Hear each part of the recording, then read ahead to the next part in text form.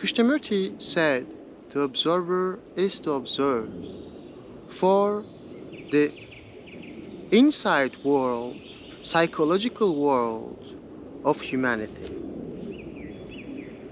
This phrase explains entirely, factually, the mechanism of our thoughts, the mechanism of our brain. But it also explains our relationship to reality or relationship with life. Krishnamurti said this phrase in another way to say the same thing but for the outside world. And this was, the world is me and I am the world. The world is me and I am the world means that we are human beings and we are living in this world, in this nature and in this society. And we are the result of all this. We are the result of the nature by evolution. And we are the result of the world as it is, as we have created, with everything in it.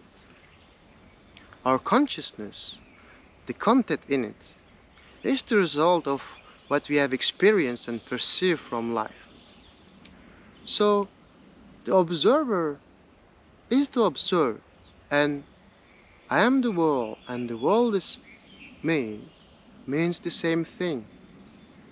One explains our relation to the outside world pretty clearly in one phrase. The other, what happens inside us.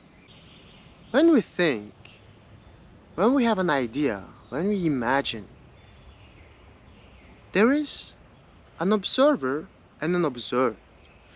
For example, when you think about your grandma, your father, your teacher, think about his face.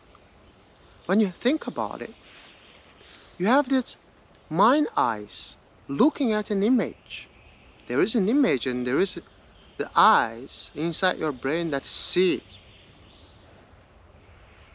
The eyes that sees is the observer, what that we can call the me, the idea of me, of course.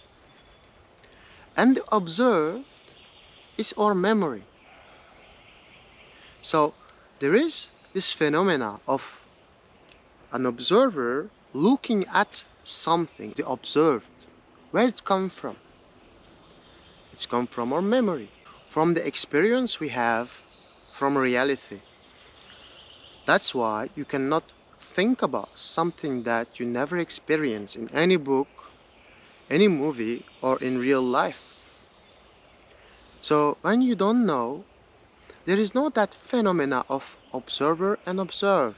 All the accumulation of memory from life, which is the content of our brain, is the observed. And the eyes that are looking to that memory are the reaction of memory. Those eyes don't exist if we don't have a memory of something. For instance, my face. Yesterday maybe you didn't know me. Will you able to think about me? Impossible. But today, as you saw my face, you recorded in your brain through your senses, through your eyes and ears. So later on, you can think about me, about Arjuna, that talked to you about what Krishnamurti said. The eyes that are looking into memory are result of memory. So the thing that I call I, me, what I'm afraid of, what I like, what I want and I don't want, all this come from my experience of life. You know, our fears. Our fears come from our experience of life. Our fear to speak publicly, or fear to go and say hi to someone, comes from our experience of life, of our hurts in this society that is so violent, competitive. We suffer and we register all this. And it's become our memory, a part of us. Then there is me, which is so fearful, full of desire, and confused as our society, as human beings are.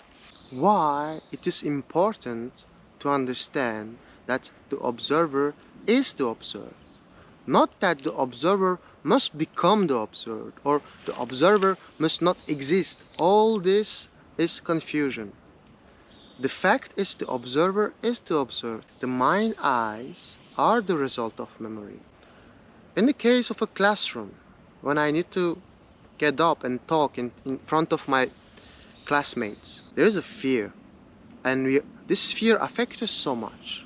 It affects us emotionally and physically. It's important to understand this fact of the observer is to observe, to go beyond our fear.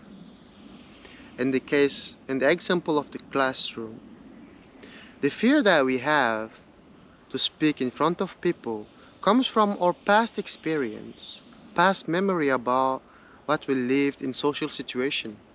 We have been mocked, made fun. So our brain says, don't do it. Our thought says, don't do it. You will be mocked. People will make fun of you. You will say something that means nothing and you will look like a fool. So that's the fear. So what's happening in this moment is that you have this fear in you and you observe it. So in general, people think that fear is something outside they need to act. But actually, the thing that they call I, me, is this fear, is the result of this experience, traumatic experience of life. And say, no, I don't want to go and speak in front of people. That will be awful. So this is a fear. So understanding the observer is to observe is the most effective way to go beyond that fear. Why? Because you see that the thought that says, I must not go speak in front of people, is the thought that's come from the memory of an experience that hurt me. So when you understand that the observer is to observe,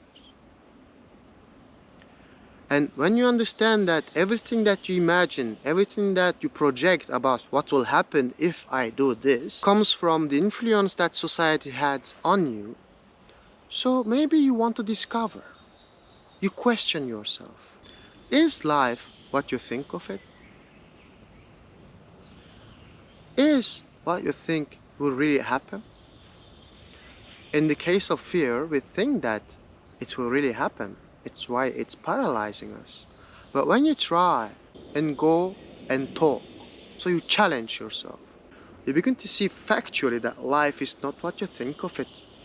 What you think comes from your memory of life, and life is different every moment. Even everything looks the same. It's the same classroom, it's the same professor, and it's the same classmates that are mocking you every day. Going beyond your fear and testing things out will teach you. This is why it's really important to understand the observer is to observe, because it's the only way to learn. Learn about life and learn about yourself.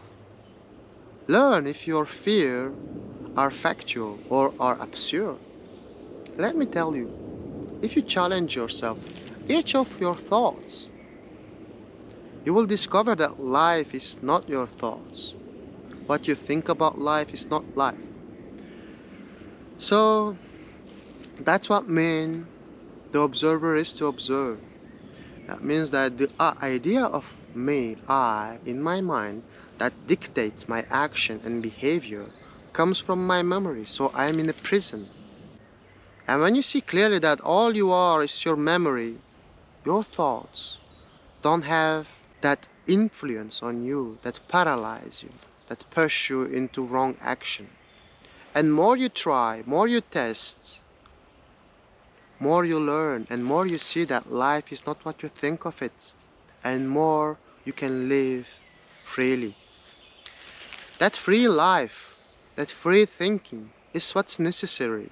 It's what we need. So I hope you will study Krishnamurti and teach to the world about this extraordinary subject that explains how we function inwardly and outwardly.